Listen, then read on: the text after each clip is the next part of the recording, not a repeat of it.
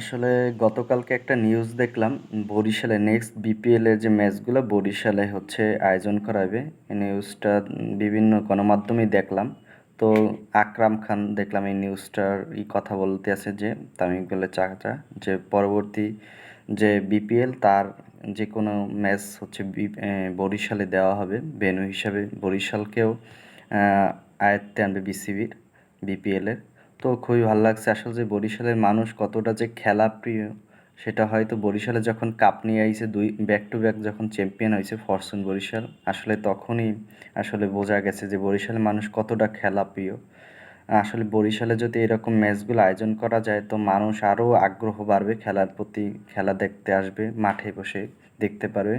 বরিশালের জন্য আসলে এটা একটা সুসংবাদ।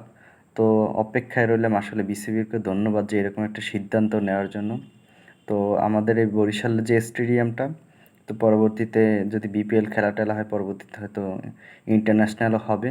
তো আমরা সবাই বরিশালবাসী অপেক্ষায় রইলাম আসলে এরকম একটা খেলার আয়োজনের করার জন্য। বিসিবিকেও ধন্যবাদ জানাবো যে আমাদের এই মাঠটা প্রায় কাজ চলমান, তো প্রায় শেষ পর্যায়ে।